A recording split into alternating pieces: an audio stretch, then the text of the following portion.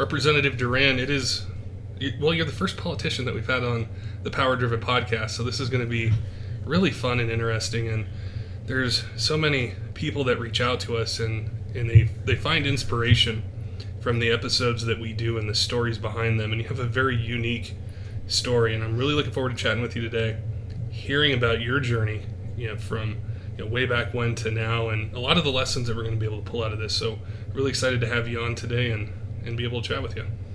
Well, thank you so much for the opportunity to share my story. And it's important that others out there who are listening that maybe don't have a support system or maybe feel like they're all alone, that they're out there to know that they're not alone.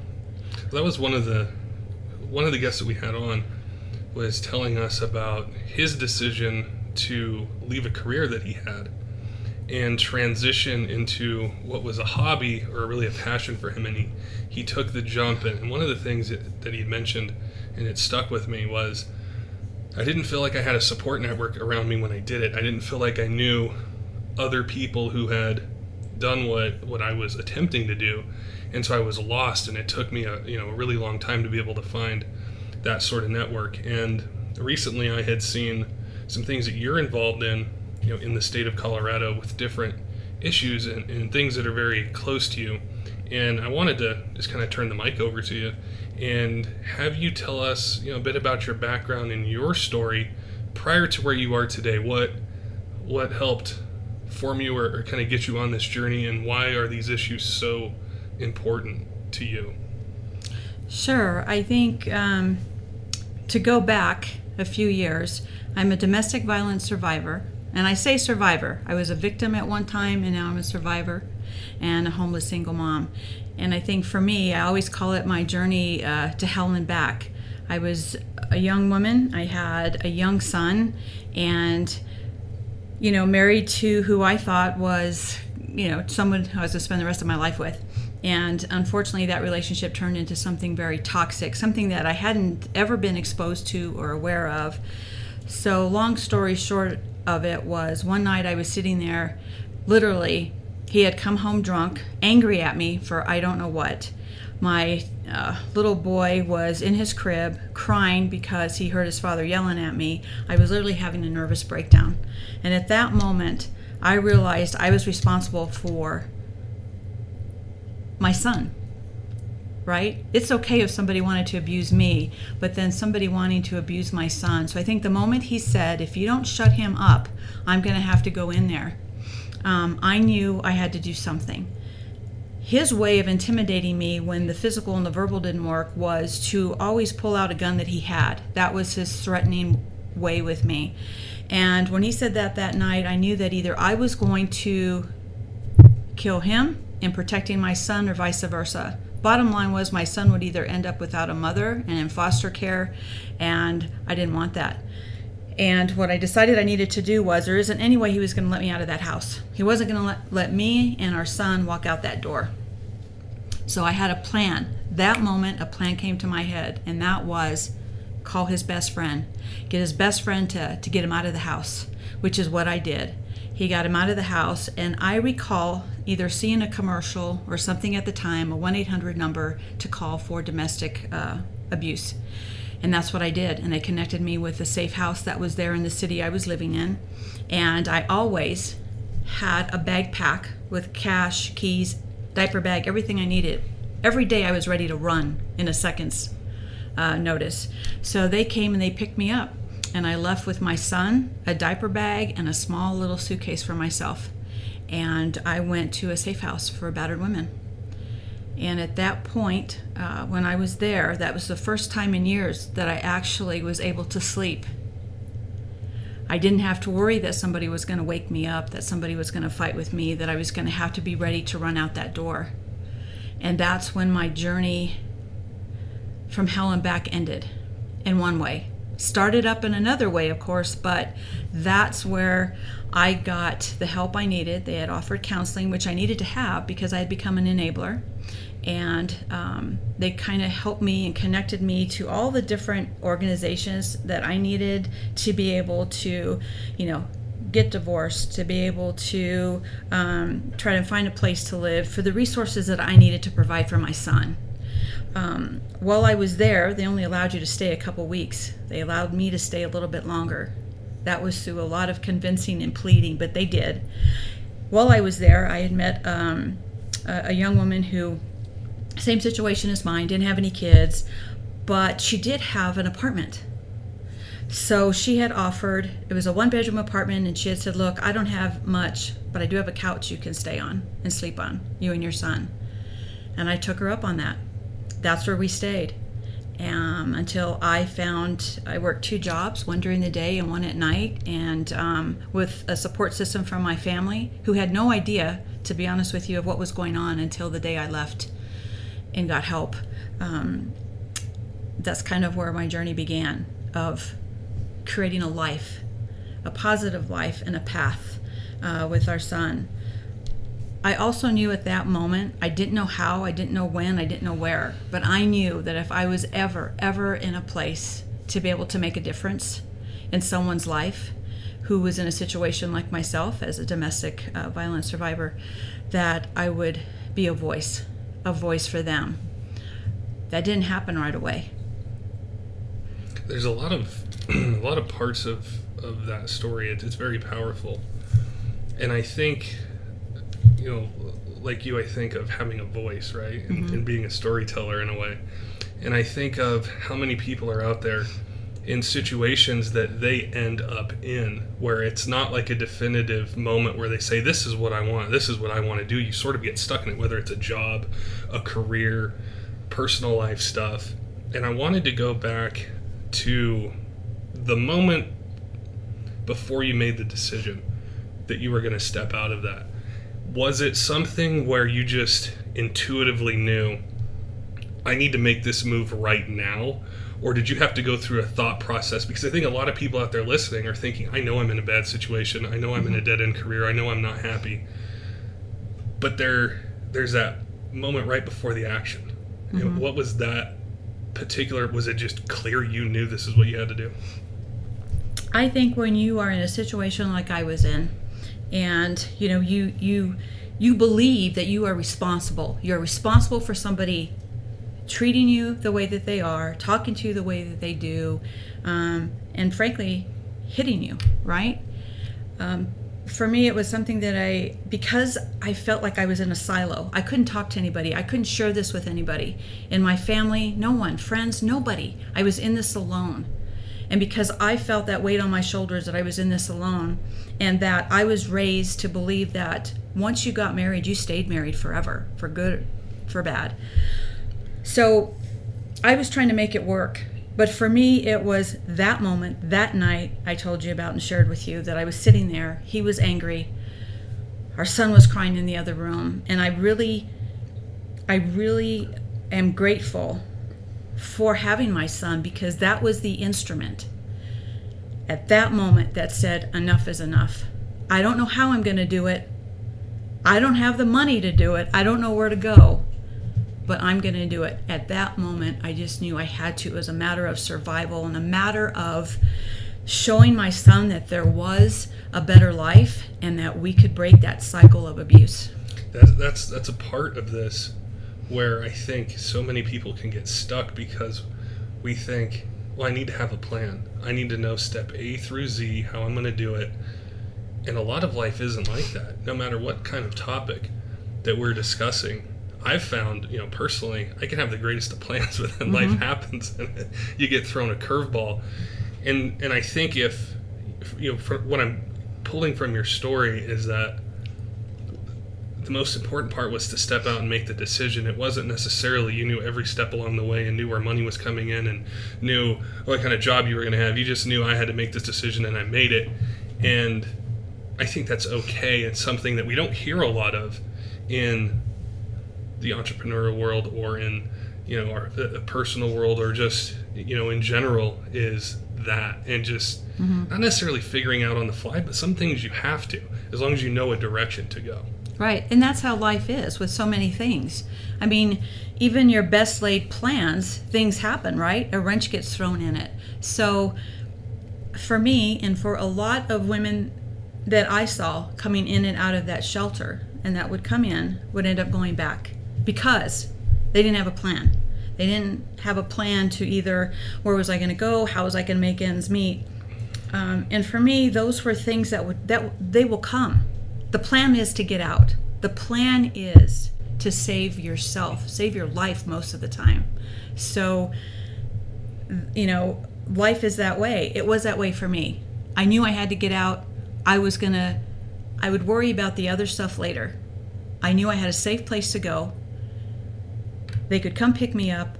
My son and I could be there safely, and they would help me figure out and navigate the plan from there. And I just took one step at a time. I'm going to be honest with you. It wasn't easy. There were moments that I thought, oh my gosh, what am I going to do? I've got a son to worry about. I have a son to raise and provide for. But then I thought, wow, compared to what we've been through and what we've seen, this is a piece of cake.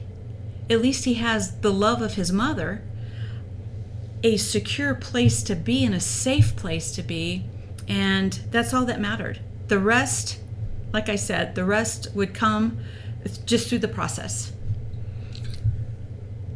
What you just mentioned, it reminds me of my own process. At one point deciding, hey, I want to be my own boss. I want to make my mark in the world and do it. And I had talked with a lot of people beforehand, and some people had done it and had been very successful and were able to do something that they loved, and then other people did it and then went back to what they were doing. And I always wondered what separated the two, because their stories are very similar. They're not very different. A lot of them started with no money. It was just an idea and a hope. And I think channeling or focusing in on what separates it, and it's intense. It has to be intense. It can't be something where you think, well,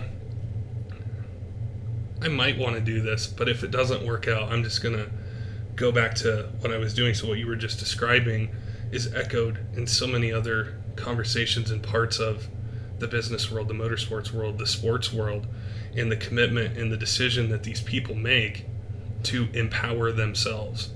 And it's black and white. There is no gray. You do it or you don't. And I'm sitting here and I'm thinking, I'm talking to a representative, and to go from that to where you are, you've obviously made decisions or had a direction that you wanted to go. How did you bridge the gap between where your story started and where you're at right now, where you're in a state at the highest forms of policy and influence and listening to people? How did those two things become connected? I think you used a key word a little bit ago, and that was hope, right? We all have hope. We have hope for a better life. We have hope to make a difference. We have hope to make change. We have hope to, in some small way, that we are contributing in a positive way in this world. And for me, I've always had that hope that I was going to be able to do that. It wasn't like it happened overnight, right? I had 2 sons, a family, and worked a job for many years, was a mother. That was my priority. My priority was being a mom. I worked, being able to provide, and to kind of build a life, knowing in the back of my mind that in my heart, I knew somehow, some way I would give back. I was always kind of a grassroots, activist in my community, and worked on different levels that way. And when this opportunity came to me and I was asked to run for this position, I had to do a lot of soul searching and had to talk with my family, because I knew that part of that process, I would have to share my story like I'm sharing with you. Well, that's extremely personal and hard story to share. It's kind of like peeling back your layers and exposing yourself to people you don't even know, have never even met. So when I thought about that, I thought, if I'm not willing to expose myself like that and share my story, that's kind of hypocritical, because how am I going to make a difference? How am I going to make a difference in even one person's life that's in the situation that I was in? So I decided I would share that story. I would share my story. It never gets easy. Right now, this isn't easy to share with all of you, but knowing in the back of my mind that I'm giving hope to another person out there that might be listening today, to say, you know what? I can do this one step at a time. If Representative Duran can find a path forward, I can too. And that's really all this is about, is that hope. That's what our other guests, they've, in their industries, they're highly successful, visible people. They've been known about for 10 years or more, and they've come on here and they're telling their own story, where sometimes they went from what we would say is having everything to having to determine, what light do I keep on, or am I giving back to my family or my relationships the way I should have. And those are the things that aren't talked about in the mainstream social media in general. We just see, we want to see the success, we want to see the cars, we want to see the homes. But for people out there, they're wanting something real, they're wanting something tangible. And that's the empowerment that we talk about, is, and just want to hear the stories about, is how do people find that? How do you make that decision to do it? And then what do you do once you do achieve that? And those same people all say, well, at one point I was sitting out there not knowing what I was going to do. I didn't have any hope. I didn't have any friends. I didn't have any mentors. And I'm going through this difficult time period. And I think that's what people want. Probably, I'm sure you hear it all the time when you're talking with people. And, you went through something, what was it, 30, 35 years ago. I'm sure it's very similar now as it was then, where it's still something people may not want to talk about, or definitely don't want public knowledge. But that's the empowerment, where you're empowering other people. Yeah, absolutely. I mean, a lot has changed in that 35-year span, right? There was such a heavy stigma. If you were in a relationship and you were, what they used to call a battered wife, you didn't talk about it. You didn't share that with anybody because of that stigma. Now, we've come a long way, but we still have a long way to go. And, to get from point A to over here to point B, a lot happens in between that path and that journey. And it isn't easy. I mean, I'm here where I am today. So grateful and appreciative that I can share my story, and I can advocate for legislation that's going to change the lives of domestic violence victims and that. But there was a whole journey I had to go through. But in that journey, I kept that hope. I kept that hope with me. I had a support system. I talked about it, and that's the most important thing. Whether it was then or now, you have to be willing to share your story with somebody.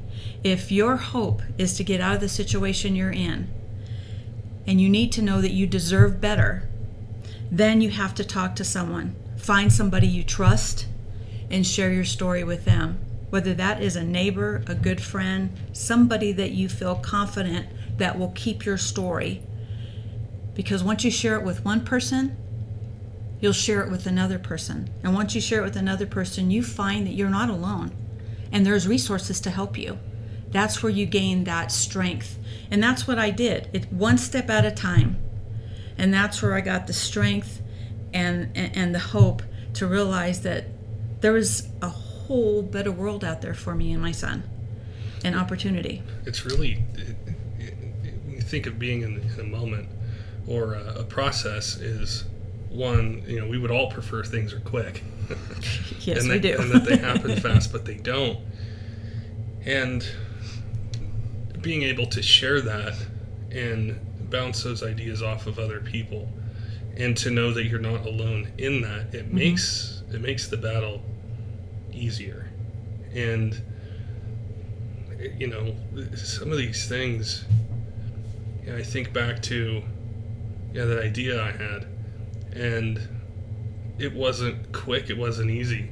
There were a lot of hard times, there were a lot of decisions where it's like, am I going to keep my cell phone on? Am I going to pay my electricity? What am I going to do for food? Hey, how am I going to, put fuel in my vehicle? Why isn't this going as quick as I thought it would? Do I not deserve it?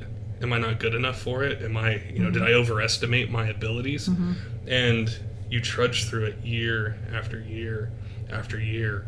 And I still don't have this answer, but I hope to find it through doing podcasts, is when does it turn? And is it just persistence?